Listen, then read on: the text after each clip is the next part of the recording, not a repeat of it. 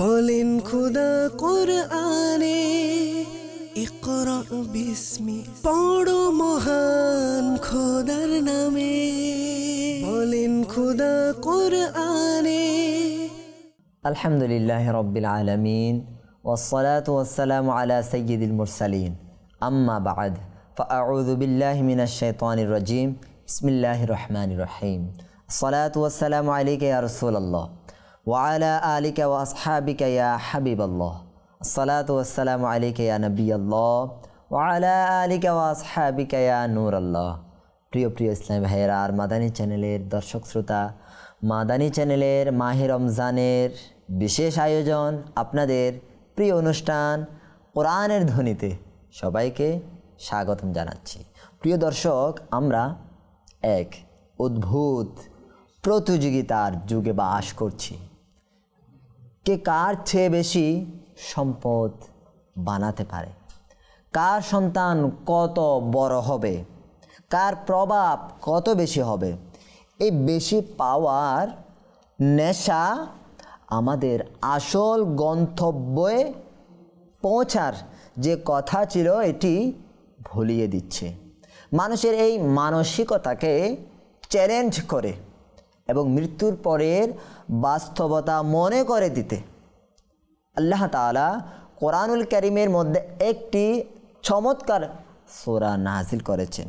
আমরা আজ এই চমৎকার সূরা নিয়ে আলোচনা করব, যে সূরার নাম রাখা হয়েছে সূরা তাকাসুর। আসুন আমরা এই সূরার পরিচিতি সম্পর্কে জানার আগে অন্তরের মধ্যে নবী করিম সাল্লাল্লাহু আলাইহি ওয়াসাল্লামের প্রতি মহব্বত বাড়ানোর আশায়, ইনার প্রতি দরুদ শরীফ পাঠ করার আগ্রহ বাড়ানোর আশায় নবী করিম সাল্লাল্লাহু আলাইহি ওয়াসাল্লামের উপর দরুদ শরীফ পাঠ করার একটি বরকতপূর্ণ বাণী শ্রবণ করি। আমিরুল মুমিনিন হযরতে আবু বকর সিদ্দিক রাদিয়াল্লাহু তাআলা আনহু বর্ণনা করেন। তিনি বলেন, আসসালাতু আলান নবিয়্যি সাল্লাল্লাহু আলাইহি ওয়াসাল্লাম। তিনি বলেন, নবী করিম সাল্লাল্লাহু আলাইহি ওয়াসাল্লামের উপর দরুদ শরীফ পাঠ করা আমহাকুলিল খতায়া মিনাল মাই লিন-নার। নবী করিম সাল্লাল্লাহু আলাইহি ওয়াসাল্লামের উপর দরুদ শরীফ পাঠ করা গুনাহ সমূহকে এমনভাবে মিটিয়ে দেয়, এমনভাবে মুছে দেয়, পরিষ্কার করে দেয় যেভাবে পানি আগুনকে নিভিয়ে দেয়। এরপর তিনি বলেন, ওয়াসসালামু আলান নবিয়্যি সাল্লাল্লাহু আলাইহি ওয়াসাল্লাম আফদলু মিন ইতকির রিকাব। নবী করিম সাল্লাল্লাহু আলাইহি ওয়াসাল্লামের উপর সালাম পেশ করা গোলাম আজাদ করার চেয়েও শ্রেষ্ঠ বেশি। প্রিয় দর্শক, যে নবী করিম সাল্লাল্লাহু আলাইহি ওয়াসাল্লামের উপর দরুদ শরীফ পাঠ করলে গুনাহ মুছে যায়। কিভাবে মুছে?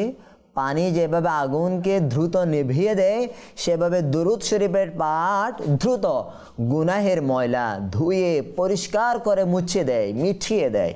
সে নবীর উপর আমরা গুনাহ মাফের আশায় একবার মুহাব্বত নিয়ে দরুদ শরীফ পাঠ করি। সাল্লু আলাল হাবিব সাল্লাল্লাহু তাআলা আলা মুহাম্মদ সাল্লাল্লাহু আলাইহি ওয়া আলিহি ওয়াসাল্লাম। প্রিয় দর্শক শ্রোতা, সূরা তাকাসুর, আমরা এই সূরা নিয়ে আলোচনা করছিলাম। আমরা শ্রবণ করি এই সূরা সম্পর্কে একটু পরিচিতি। কিতাবের মধ্যে আসছে সূরা তাকাসুর মক্কা মুকাররমার মধ্যে নাজিল হয়েছে, অর্থাৎ সূরা তাকাসুর একটি মক্কি সূরা। এই সূরার মধ্যে একটি রুকু রয়েছে, 8টি আয়াত রয়েছে। এই সূরার নাম কেন তাকাসুর রাখা হয়েছে আমরা একটু শ্রবণ করি। কিতাবের মধ্যে আসছে তাকাসুর শব্দের অর্থ হলো ধন সম্পদ, সন্তান সন্ততি এবং লোকবল নিয়ে একে অপরের উপর অহংকার করা বা আধিক্যের প্রতিযোগিতা করা। যেহেতু এই তাকাসুর শব্দটি এই সূরার শুরুতেই রয়েছে, সেহেতু এই সূরার নাম রাখা হয়েছে সূরা তাকাসুর।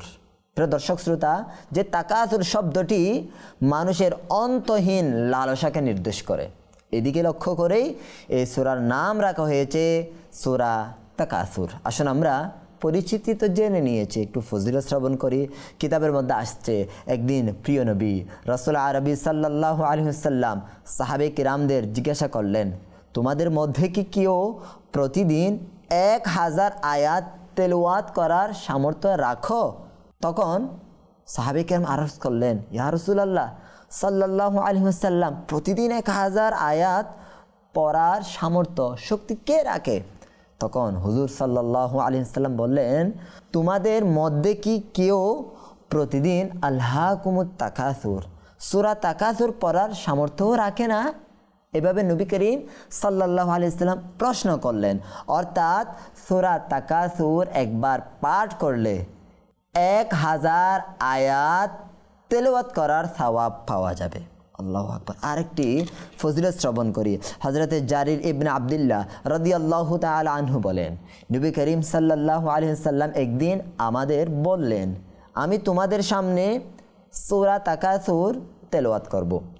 এটি শুনে যে কান্না করবে তার জন্য জান্নাত রয়েছে। নবী করিম সাল্লাল্লাহু আলাইহি ওয়াসাল্লাম সূরাটি পড়লেন। কেউ কেউ কাঁদলেন, আবার কেউ কেউ কান্না করার চেষ্টা করেও কান্না করতে পারলেন না। তখন তারা আরজ করলেন, ইয়া রাসূলুল্লাহ সাল্লাল্লাহু আলাইহি ওয়াসাল্লাম, আমরা চেষ্টা করেছি কিন্তু আমাদের চোখে পানি আসেনি। তখন নবী করিম সাল্লাল্লাহু আলাইহি ওয়াসাল্লাম বললেন, আমি আবার এই সূরার তেলাওয়াত করছি, এই সূরাটি আবার পড়ছি, যে কান্না করবে তার জন্য জান্নাত। আর যদি কান্না না করতে পারো তবে অন্তত কান্না করার মতো ভঙ্গি করবে, যাতে অনুশোচনা প্রকাশ পায়, তো তার জন্য জান্নাত রয়েছে। প্রিয় দর্শক, দেখেন যে সূরার তেলাওয়াত শুনলে কান্না করবে, কান্না করার ভান করবে, তার জন্য জান্নাতের সুসংবাদ রয়েছে। যে ব্যক্তি এই সূরাটি একবার তেলাওয়াত করবে সে যেন 1000 আয়াত তেলাওয়াত করার সওয়াব পেয়ে যাচ্ছে। এরকম বরকতপূর্ণ সূরাটিকে আমরা অলসতার কারণে অবহেলায় পড়ে অশুদ্ধভাবে তেলাওয়াত করা সঠিক হবে? এটা কি আমাদের জন্য আদৌ ঠিক হবে? আমরা চিন্তা করলে না, কখনোই ঠিক হবে না। আমাদের উচিত হবে সূরা তাকাসুর সহ যত কোরআনের মধ্যে সূরা রয়েছে সকল সূরা এবং পুরো কোরআনকে সহিহ শুদ্ধভাবে তেলাওয়াত করার মাধ্যমে আল্লাহ তাআলার পক্ষ থেকে পুরস্কার অর্জন করা, আল্লাহ তাআলাকে রাজি খুশি করা, এটাই হবে আমাদের কাম্য। তা আসুন আমরা কোরআন কারীমের তেলাওয়াতকে সহিহ শুদ্ধ করার আশায় আমরা সূরা তাকাসুরের তেলাওয়াত মাশক করি, সহিহ শুদ্ধ করার চেষ্টা করি। এমনভাবে চেষ্টা করব যেন এই চেষ্টার মাধ্যমে আমরা পুরা কোরআনের তেলাওয়াতকে সহিহ শুদ্ধ করতে পারি। দর্শক, চলুন আমরা স্ক্রিনের দিকে লক্ষ্য করি, সবাই মনোযোগ দিয়ে লক্ষ্য করি। সম্ভব হলে ওযু করে নিই, কোরআন সামনে রাখতে পারলে আমরা কোরআনকে রাখি। দেখেন, বিসমিল্লাহির রহমানির রহিম।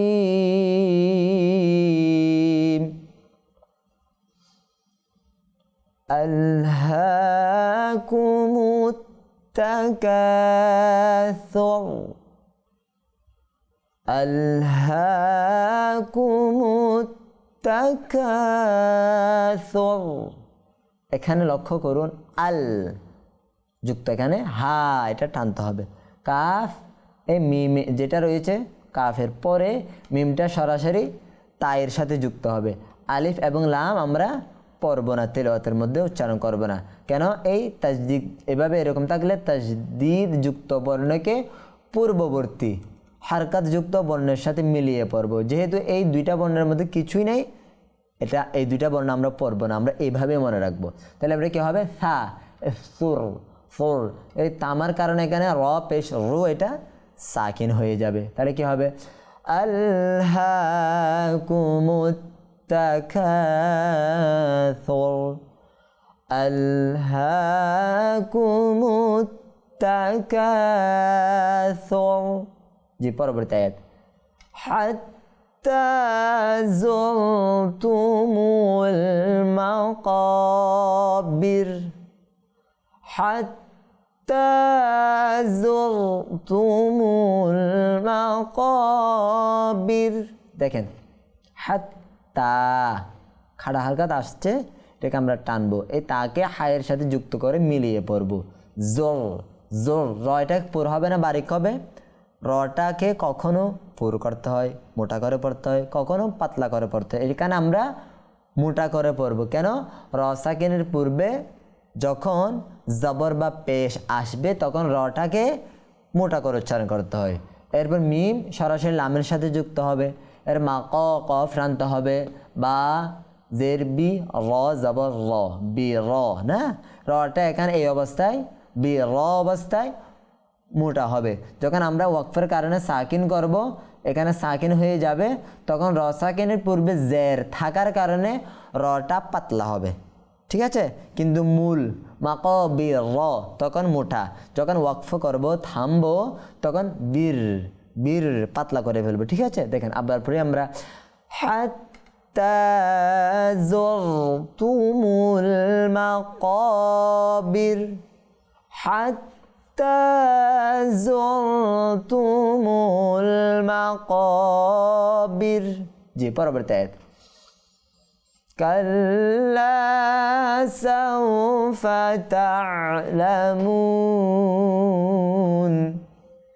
كلا سوف تعلمون كلا লা এটা কি করব আমরা এক আলিফ টানবো, সাউফা ওয়াও সাকিন পূর্বে জবর আসছে, অর্থাৎ এখানে লিন হওয়ার কারণে টানবো না, কাল্লা সাউফা। এরপর তা'লামুন, হরফে মাদ্দার পরবর্তী বর্ণের মধ্যে আরজি সাকিন হচ্ছে। আরজি সাকিন হওয়ার কারণে এটা ওয়াও মাদ্দা থেকে মাদ্দা আরিজে রূপান্তর হয়ে গিয়েছে, ঠিক আছে। তাহলে এখানে মাদ্দা আরিজের টান দিতে হবে। কাল্লা সাউফা তা'লামুন। জি, পরবর্তী আয়াত। সুম্মা কাল্লা সাউফা তা'লামুন। এই আয়াতটিও পিছনের আয়াতের মতো, অর্থাৎ এখানে শুধুমাত্র একটি শব্দ বেশি আসছে, সুম্মা। তো এখানে নিয়ম হচ্ছে সা আমরা হালকা করে উচ্চারণ করব, আর মিমের মধ্যে গুন্না করব।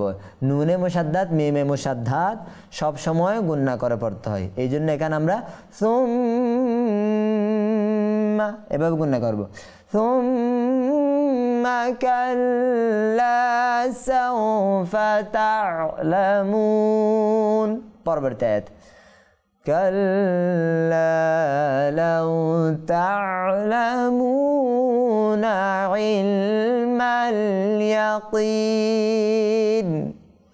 كلا لو تعلمون علم اليقين। দেখি এখানে তাজবিদের নিয়ম কানুন কি কি আসছে। কাল্লা আলিফ মাদ্দা হয়েছে, লাউ ওয়াও লিন হয়েছে, টানা যাবে না। তা'লামুনা ওয়া মাদ্দা, না হারকাত, না এটা টানা যাবে না, মু টানতে হবে ওয়া মাদ্দা হওয়ার কারণে। ইলমাল ইয়াকিন, ইয়াকিন ইয়া মাদ্দার পরবর্তী বর্ণের মধ্যে আরজি সাকিন হওয়ার কারণে এখানে ইয়া মাদ্দা থেকে মাদ্দা আরিজ হয়ে যাবে। আমরা আরজি সাকিন কাকে বলেছিলাম? যে সাকিনটা, যে জজমটা ওয়াকফের কারণে হয়ে থাকে বা যে কোনো কারণে হয়ে থাকে ওইটাকে আরজি সাকিন বলা হয়। এখানে স্থায়ীভাবে আছে জের, কিন্তু আমরা যে কোনো একটি বিশেষ কারণে এই জেরটাকে আমরা সাকিন করে দিচ্ছি, তো এই কারণে অস্থায়ী সাকিন হচ্ছে। এখন এখানে আমরা হরফে মাদ্দা অর্থাৎ ইয়া মাদ্দা থেকে রূপান্তরিত হয়ে এখানে মাদ্দা আরিজ হয়ে গিয়েছে, ঠিক আছে। আমরা আবার পড়ি। কাল্লা লাউ তা'লামুনা ইলমাল ইয়াকিন। পরবর্তী আয়াত। লাতারাউন্নাল জাহিম, লাতারাউন্নাল জাহিম। নুনে মুসাদ্দাত কোন হবে? হ্যাঁ, জাহিম মাদ্দা আরিজ এখানে টানবো। লাতারাউন্নাল জাহিম সুম্মা লাতারাউন্নাহা আইনাল ইয়াকিন। এখানে লক্ষ্য করুন, সুম্মা না মিম মুসাদ্দাত, এখানে গুণনা করতে হবে। লাতারাউন্নাহা গুন্নাহা, ঠিক আছে, নুনে মুশাদ্দাদ গুন্না হবে, মিমে মুশাদ্দাদ গুন্না হবে। সুম্মা লাতারাউন্নাহা আইনাল ইয়াকিন। জি, পরবর্তী আয়াতের মধ্যে আমরা চলে যাই। সুম্মা লাতুসআলুন্না ইয়াওমাইযিন আনিন নাঈম। সুম্মা লাতুসআলুন্না ইয়াওমাইযিন আনিন নাঈম। দেখেন সুম্মা, আবার পূর্বের আয়াতটা আসছে, এখানে আমরা গুন্না করব। লা তুসআলুন্না, নুনে মুশাদ্দাদ আবার গুন্না করব। ইয়াউমা ইযিন, তানবিনের পর আইন আসছে, হরফে হলকি থেকে একটি হরফ আসছে, তার মানে এখানে আমরা ইজহার করব, গুন্না করব না। আনিন নাঈম, নুন এরপরে নুনে মুশাদ্দাদ হয়েছে, ঠিক আছে, নুনে মুশাদ্দাদের কারণে এখানে গুন্না হবে। আনিন নাঈম, মাদ্দা আরিজ হয়েছে, ঠিক আছে। আমরা আয়াতটা আবার পড়ি। সুম্মা লাতুসআলুন্না ইয়াওমাইযিন আনিন নাঈম। জি প্রিয় দর্শক শ্রোতা, আমরা আজকের পর্ব এখানেই শেষ করতে যাচ্ছি ইনশাআল্লাহুল কারীম। আগামী পর্বে নতুন একটি সূরা নিয়ে, ফজিলত নিয়ে আপনাদের সামনে উপস্থিত হব। ততক্ষণ পর্যন্ত ভালো থাকুন, সুস্থ থাকুন, মাদানী চ্যানেল বাংলা দেখতে থাকুন। আর হ্যাঁ, রমজানের বরকত অর্জন করতে থাকুন, খুবই কম সময় রয়েছে। আর আল্লাহ তাআলা আমাদের সবাইকে রমজানের বরকত অর্জন করার তৌফিক দান করুক। সাল্লু আলাল হাবিব সাল্লাল্লাহু তাআলা আলা মুহাম্মদ সাল্লাল্লাহু আলাইহি ওয়াসাল্লাম। বলেন খোদা কোরআনে, ইকরা বিস্মি, পড়ো মহান খোদার নামে। বলেন খোদা কোরআনে,